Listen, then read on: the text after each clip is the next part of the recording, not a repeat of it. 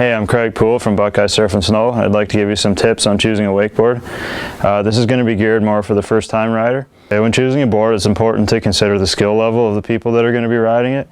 It's also, you need to consider the foot size and weight range of the riders. Skill level is going to determine which rocker you should go for. Boards typically have a 3-stage and continuous rocker. This board here is a continuous rocker. You can see that it's a continuous curve from one end to the other. That's what you're looking for when you choose a beginner board, because a 3-stage is going to be a really loose feel and you're not going to be able to control it as easily. So people often come in and buy a really high-end board and don't know how to ride, and that's not always the way to go because it can be very difficult to control.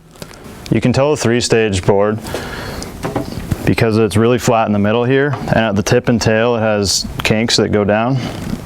The real flat spot in the middle is going to give you extra pop off the wake, but at the same time, without proper edge control that you won't have yet because you're more of a beginner, it's going to be hard to control. It's going to be real loose feeling and chances are you're going to fall. The next thing to consider when buying a board is the size of the board.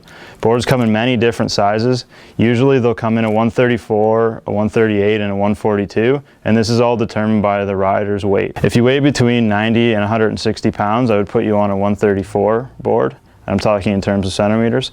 If you're 160 to 200 pounds, I would put you on a 138.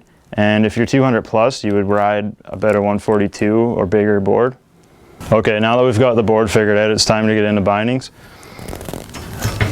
Bindings come in closed toe and open toe. Closed toe, usually you're buying for your specific size, and it's usually very supportive, and that's going to be your high-end rider.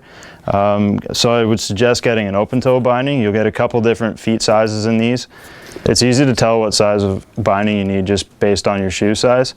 If a binding is too small for you, it's pretty self-explanatory. You're going to know because you're not going to be able to get your foot in it, or it's just going to be instantly tight without it even being done up. It's a little harder to tell when the binding's too big for you, but the way to do that, you put the binding on your foot, tighten it up, put it on the ground, and put your other foot on the base of the binding, and if you can lift your heel at all, usually the binding's a little too big for you. The question I get asked most when customers come into our store is, can I get a board that'll fit everybody? I'd like one for my whole family, or I'd like one just to sit at the cottage. And the answer is yes, although it would be nice to have one that's fitted for each individual rider. That's not always the case. Sometimes you're new to riding, don't want to have a big investment.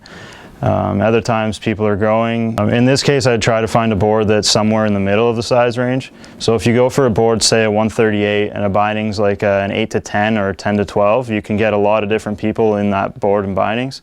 A mid-sized board like that will work for most riders. There'll be the odd case that it won't work for. You'll just want to be careful that if the person's foot is too small, that they're not going to come out and injure themselves. So just to recap, you're looking probably for a continuous rocker board for when you're a beginner. You're looking for bindings that fit you properly and a board that works for your weight range. And I hope this has helped you with your selection of a wakeboard. This is Craig Poole from Buckeye Surf and Snow and Bobcaygeon, and I hope you have a great time on the water.